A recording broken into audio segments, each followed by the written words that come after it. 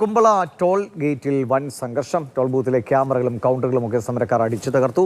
കളക്ടറുമായുള്ള ചർച്ച പരാജയപ്പെട്ടതോടെ കുമ്പളയിൽ ടോൾ പിരിവ് തുടരുമെന്ന് ദേശീയപാത അതോറിറ്റി അറിയിച്ചു. അതിന് പിന്നാലെയാണ് സംഘർഷമുണ്ടായത്. കാസർഗോഡ് ജില്ലയെ സംബന്ധിച്ച് ഏറ്റവും പ്രധാനപ്പെട്ട ജനകീയ വിഷയമായി ജനങ്ങൾ ഉയർത്തിക്കൊണ്ടുവന്നിരുന്ന ഒരു കാര്യം തന്നെയാണ് കുമ്പള ടോൾ ഗേറ്റ് എന്നത്. അവിടെ ഇപ്പോൾ ദിവസങ്ങളായി സമരം നടന്നിരുന്നു.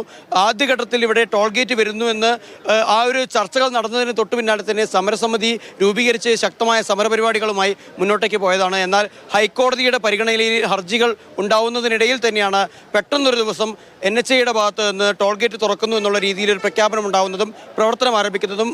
ആദ്യഘട്ടത്തിൽ തന്നെ MLA അടക്കം ഇടപെട്ടുകൊണ്ട് തന്നെ ഇവിടെ വലിയ തോതിൽ ഒരു ഉപരോധ സമരമുണ്ടായി. അതിനുശേഷം പിന്നീട് അനിശ്ചിതകാല സത്യഗ്രഹ സമരത്തിലേക്ക് പോകുന്ന സ്ഥിതിയുണ്ടായി. ഇന്ന് ഇവിടെ അങ്ങനെ നിരവധിയായ യുവാക്കൾ ഇവിടെ എത്തി. എന്നാൽ യുവാക്കളുടെ ഭാഗത്ത് നിന്ന് വലിയ പ്രതിഷേധമുണ്ടാകുന്നു. പ്രതിഷേധം അത് ടോൾ ബൂത്തിന് നേരെ പോലും ആവുന്ന രീതിയിലേക്ക് കാഴ്ചകൾ കാണാൻ കഴിയുന്നതാണ്. നമുക്കിവിടെ നിന്ന് ഈ ദൃശ്യങ്ങളിൽ നിന്ന് കൃത്യമായി കാണാൻ സാധിക്കുന്നത് ടോൾ ഗേറ്റിലെ ക്യാമറകൾ തകർക്കപ്പെട്ടു, അതോടൊപ്പം തന്നെ കൗണ്ടറുകൾ തകർക്കപ്പെട്ടതും ഇവിടെയുള്ള ഉപകരണങ്ങളൊക്കെ തന്നെ തകർത്തത് നമുക്ക് കാണാൻ സാധിക്കുന്നുണ്ട്. എന്തായാലും യുവാക്കൾ ഇപ്പോൾ ഇവിടെ നിന്ന് പിരിഞ്ഞു പോയിക്കൊണ്ടിരിക്കുകയാണ്. MLAയുടെ നേതൃത്വത്തിൽ ഇന്നലെ മുതൽ ആരംഭിച്ച അനിശ്ചിതകാല സമരമാണ്. ശാന്തമായ രീതിയിലാണ് സമരം നടന്നുകൊണ്ടിരിക്കുന്നത്.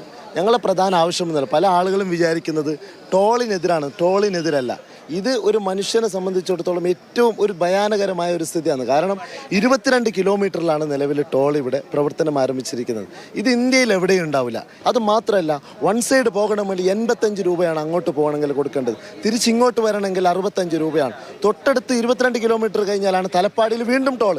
കാസർഗോട്ടുകാരനായ ഒരാൾക്ക് മംഗലാപുരത്തേക്ക് പോകണമെങ്കിൽ ഏകദേശം 200-ന് മേലെ രൂപയാണ് ചെലവഴിക്കേണ്ടി വരുന്നത്. അതേസമയം ഇന്ന് സമരസമിതിയുടെ പ്രധാനപ്പെട്ട നേതാക്കൾ, അതോടൊപ്പം തന്നെ ജില്ലയിലെ MLAമാരെല്ലാം തന്നെ ജില്ലാ കളക്ടറുടെ അധ്യക്ഷതയിൽ NHAയുടെ അധികൃതരുമായി യോഗം ചേർന്നിരുന്നു. അതിലും ആ യോഗത്തിലും യാതൊരു തരത്തിലും സമവായം എത്താത്ത രീതിയിലേക്ക് തന്നെയാണ് കാര്യങ്ങൾ പോയിക്കൊണ്ടിരിക്കുന്നത്. എന്തായാലും ഈ മാസം 20-നോടകം തന്നെ മുഖ്യമന്ത്രിയുടെയും ചീഫ് സെക്രട്ടറിയുടെയും സാന്നിധ്യത്തിൽ യോഗം വിളിക്കാനാണ് ഈ രീതിയിൽ ജില്ലാ കളക്ടർ തീരുമാനിച്ചിരിക്കുന്നത്.